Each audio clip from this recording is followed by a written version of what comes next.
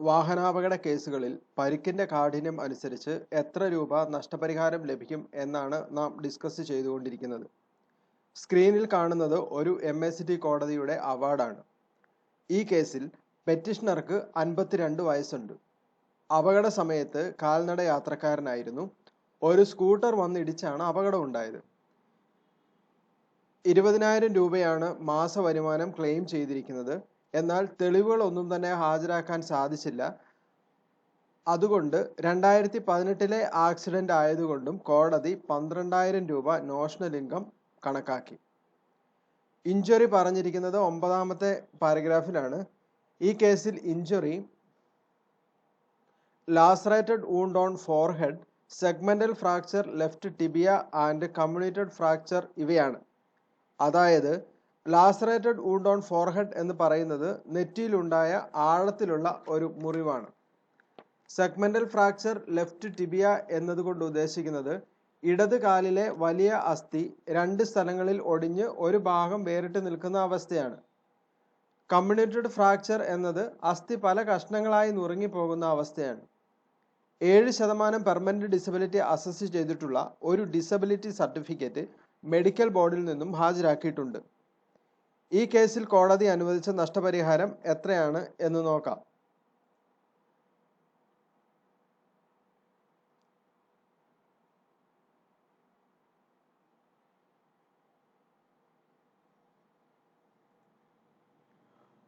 ഒന്നാമത്തെ head loss of earnings 50,000 രൂപയാണ് claim ചെയ്തിരിക്കുന്നത്.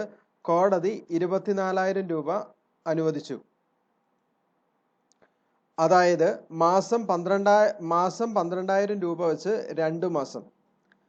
രണ്ടാമത്തെ ഹെഡ് ട്രാൻസ്ഫർ ടു ഹോസ്പിറ്റൽ, അതിൽ 5,000 രൂപ ക്ലെയിം ചെയ്തു. കോടതി 3,000 രൂപ അനുവദിച്ചു. മൂന്നാമത്തെ ഹെഡ് എക്സ്ട്രാ നരിഷ്മെന്റ്, അതിൽ 3,000 രൂപ ക്ലെയിം ചെയ്തു. കോടതി 3,000 രൂപ അനുവദിച്ചു. അടുത്തത് damage to clothing and articles, 2,000 രൂപ ക്ലെയിം ചെയ്തു. 2,000 രൂപ കോടതി അനുവദിച്ചു. അടുത്തത് cost of medicines and bystander expenses, 1,50,000 രൂപ ക്ലെയിം ചെയ്തു. ആക്ച്വൽ മെഡിക്കൽ ബിൽസ് ആയ 76,038 രൂപ ആ ഹെഡിൽ കോടതി അനുവദിച്ചു. ബൈസ്റ്റാൻഡർ എക്സ്പെൻസ് 10,000 രൂപയാണ് ക്ലെയിം ചെയ്തത്. കോടതി 7,500 രൂപ അനുവദിച്ചു.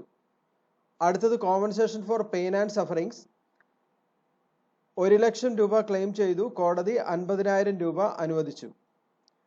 അടുത്തത് 7ാമത്തെ head compensation for continuing or permanent disability and compensation for loss of earning power, 4,00,000 രൂപ ക്ലെയിം ചെയ്തു. കോടതി 1,21,968 രൂപ അനുവദിച്ചു. അടുത്തത് compensation for loss of amenities and enjoyment in life, 1,00,000 രൂപ ക്ലെയിം ചെയ്തു. കോടതി 20,000 രൂപ അനുവദിച്ചു. അങ്ങനെ ആകെ 6,00,000 രൂപ ക്ലെയിം ചെയ്തു. 3,07,506 രൂപയും 9% പലിശയും കോസ്റ്റും കോടതി അനുവദിച്ചു.